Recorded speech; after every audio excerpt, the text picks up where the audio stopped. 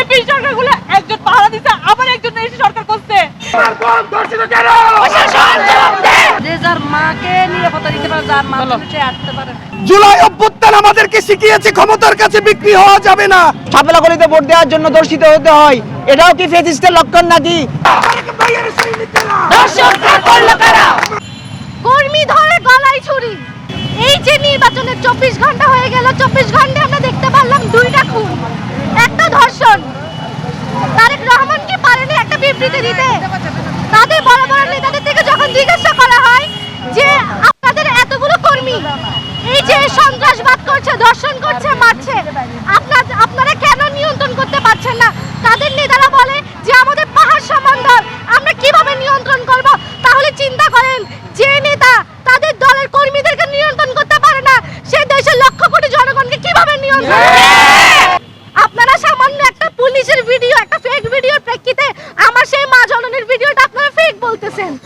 আপনাদের বিবেকবোধ আজকে কোথায়? আমাদের কালকে যে মা জননীকে ধর্ষণ করা হয়েছে, তার ইন্টিমেট অবস্থায় থেকে তাকে বারবার ধর্ষণ করা হয়েছে। বিগত একজন পাহারা দিচ্ছে, আবার ধর্ষণ করছে। বিএনপি সরকারগুলো একজন পাহারা দিচ্ছে, আবার একজন এসে সরকার করছে। বলতেছে আবার এসে আবার বলতেছে যে একটা এনসিপি ধর, তৈরা জবাই কর।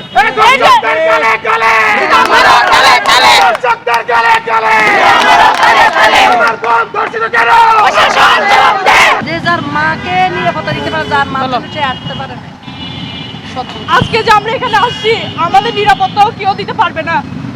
আমি মনে করি যে ইন্টারিম সরকার যখন ছিল আমরা তখনই ভালো ছিলাম, আমরা স্বাধীনভাবে কথা বলতে পারছি। এবং আরেকটি আমি কথা বলতে চাই, আজকে যে আমাদের মিডিয়া ভাই বোনরা আসছেন, অনেক কৃতজ্ঞ আপনাদের কাছে। আমরা ছাপলা গলিতে ভোট দেওয়ার জন্য দর্শিত হতে হয়, এটাও কি ফ্যাসিস্টের লক্ষণ নাকি? সেটা তো আমাদের চিন্তা করতে হবে। আমরা এতদিন শুনতাম জামাত আসলে নাকি মেয়েরা ঘরে বাড়ি নিরাপদ না, এখন দেখতেছি বিএনপি যখন আসলো ঘরের ভিতরে নিরাপদ না নারীরা। আমরা না ছেলেদেরও নিরাপত্তা আছে কিনা সন্দেহ আছে। আমরা যে এখানে জমায়েত হয়েছি, আমাদের নিরাপত্তা আছে বলে আমরা মনে করি না। ইন্টারিমের আমলে আমরা যেভাবে মত প্রকাশ করতে পারতাম, ইন্টারিমকে আমরা কথায় কথায় সমালোচনা করতাম, গালি দিতাম। আজকে আমরা তারেক জিয়ার সমালোচনা করতে পারবো? তারেক জিয়াকে আমরা কোয়েশ্চেন করতে হলে অভয় নিতে হয়, খালেদ মহিউদ্দিনকে অভয় নিতে হয়। আমাদের কি অভয় দেওয়া হয়েছে নাকি আমরা মুক্ত চিন্তা আমরা কথা বলতে পারবো, আমরা মিম বানাইতে পারবো? এটা তারেক জিয়াকে জবাব দিতে হবে। এবং আমাদের মা বোনদের নিরাপত্তা যদি নিশ্চিত করতে না পারে, আরেকটি জুলাইয়ের জন্য সবাইকে প্রস্তুত থাকার আহ্বান জানাচ্ছি। আমরা সুস্পষ্টভাবে বলতে চাই, আপনারা এখনো যদি মনে করেন আপনারা আওয়ামী লীগের পুরনো কায়দায় আপনারা ক্ষমতাকে কুক্ষিগত করবেন, আপনারা ক্ষমতাকে দীর্ঘায়িত করবেন, আপনাদের উদ্দেশ্যে বলতে চাই, আপনারা যদি আওয়ামী লীগের ইতিহাস থেকে শিক্ষা না নেন, আওয়ামী লীগ 17 বছর এদেশকে ফ্যাসিবাদী কায়দায় শাসন শোষণ করেছে। আপনারা এখানে 17 দিনে টিকে থাকতে পারবেন না। আমরা তারেক রহমানকে আহ্বান করব, আপনার তৃণমূলের যে নেতাকর্মীরা আছে তাদেরকে অতি দ্রুত সময়ের মধ্যে আপনি কন্ট্রোল করুন। আমরা বিএনপিকে আহ্বান জানাবো, আপনারা যদি আমরা যারা ফ্যাসিবাদ বিরোধী ঐক্য ছিলাম, এই ঐক্যকে সাথে নিয়ে আগামীর বাংলাদেশ গড়ার জন্য দৃঢ়প্রত্যয়ী না হন, আমরা আপনাদেরকে জানাবো 11 দলীয় জোট লাগবে না। আমাদের যে জুলাই আন্দোলনের ঐক্য ছিল, ছাত্রদের যে ঐক্য ছিল, তরুণদের যে ঐক্য ছিল, এই তরুণদের ঐক্যের মাধ্যমে আমরা আবারও একটা জুলাই গড়াতে প্রস্তুত ইনশাআল্লাহ।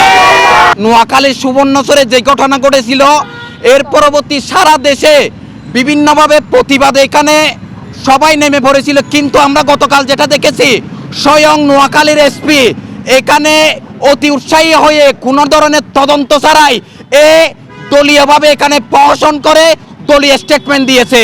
এটা কোনো প্রশাসনিক স্টেটমেন্ট না। কিন্তু যেখানে ভুক্তভোগী নারী ছিল, পরিবার ছিল, ওখানে প্রথম আলো সাংবাদিকরাও ছিল। আমরা সেই স্টেটমেন্টকে তোয়াক্কা করে এসপি যেই এখানে স্টেটমেন্ট দিয়েছিল, আমরা ওই এসপিকে অতি বিলম্বে ওখান থেকে অপসারণ চাই। আমরা সাথে সাথে এই ঘটনায় যারা জড়িত তাদের সর্বোচ্চ শাস্তির পাশাপাশি আমরা আপামর যারা জুলাই যোদ্ধারা আছে, সকল বিরোধী দলের যারা আছে, আপামর জনতা যারা আছে, তাদের নিরাপত্তা চাই। জুলাই অভ্যুত্থান আমাদেরকে শিখিয়েছে ক্ষমতার কাছে বিক্রি হওয়া যাবে না। আজকের এই বিক্ষোভ থেকে আমরা স্পষ্ট বলতে চাই, জুলাই অভ্যুত্থানের সময় আমরা একটা কথা বলেছিলাম, বুকের ভেতর অনেক জোর, বুক পেতেছি গুলি কর। আজকে আমাদেরকে দর্শনের হুমকি দেওয়া হয় আমার মা বোনদেরকে, আজকে আমাদেরকে রাস্তায় নামতে না দেওয়ার হুমকি দেওয়া হয়, ঘরে থাকতে না দেওয়ার হুমকি দেওয়া হয়। আমরা তাদের উদ্দেশ্যে আবার স্পষ্টভাবে বলতে চাই, আমাদের বুকের ভেতরের যেই ঝড়, সেই ঝড় ইনসাফের বাংলাদেশ কায়েম না হওয়া পর্যন্ত চলতেই থাকবে ইনশাআল্লাহ। আগামীর বাংলাদেশ ইনসাফের বাংলাদেশ হবে, আগামীর বাংলাদেশ আজাদের বাংলাদেশ হবে। সেই বাংলাদেশে সরকারি দলে বসে কেউ একক ক্ষমতা আমাদের সামনে একক ক্ষমতা জাহির করতে পারবে না, পারবে না, পারবে না। আমরা এদেশের জনগণকে আশ্বস্ত করতে চাই, আমরা কোনো গৃহপালিত বিরোধী দল হতে আসি নাই। আমরা গৃহপালিত বিরোধী দল না, যেখানেই অন্যায়, অত্যাচার, অনিয়ম, দুর্নীতি হবে সেখানেই বাংলাদেশ জাতীয় নাগরিক পার্টি এবং 10 দলের ঐক্যজোটের প্রত্যেকটা দলের মানুষ আমরা রাস্তায় জুলাই যেভাবে স্বাধীনতার সার্বভৌমত্বকে রক্ষা করার জন্য নেমে পড়েছিলাম, ঠিক এই 12 ফেব্রুয়ারির পরবর্তী সময়েও আমাদেরকে আপনারা রাজপথে পাবেন। আমাদের আসলে মরার আর ভয় নাই। এই দেশের গণতন্ত্র পুনরুদ্ধারের জন্য আমরা দরকার হলে আবার আন্দোলনে মাঠে নামতে প্রস্তুত, এবং আমাদের মা বোনদের উপরে যে সকল কালো চোখ দিবে, ছাত্রলীগকে যেভাবে আমরা নির্মূল করেছি, সেটা ছাত্র দল হলে ছাত্র দলকে আমরা করবাসে একইভাবে নির্মূল করব। এবং সবাইকে সর্বশেষ বলতে চাই, রাজপথে আমাদের এই আন্দোলন চলমান থাকবে, যেখানে আমাদের মা বোনের উপরে কালো চোখ দেওয়া হবে সেখানে আমরা রুখে দাঁড়াবো। আমরা 1 আগস্টের পরে মনে করছি আর কখন আমরা এইভাবে রাস্তা দাঁড়াবো না। আমরা নিজে জুলাই আন্দোলন করেছি। দেশে যেখানে যেখানে মানে দুর্বল নারীদের উপর আঘাত করা হচ্ছে, সে ভুলে গেছে জুলাই আন্দোলনে সবচাইতে বড় ভূমিকা রাখছিল চট্টগ্রামের এবং বাংলাদেশের নারীরা, সে এটা ভুলে গেছে। যদি এরকম না দেখে দেখে যদি এই যে অবহেলিত নারীদের গায়ে সে হামলা করার চেষ্টাটা করে থাকে, নারীরা আবার রাস্তায় আসবে।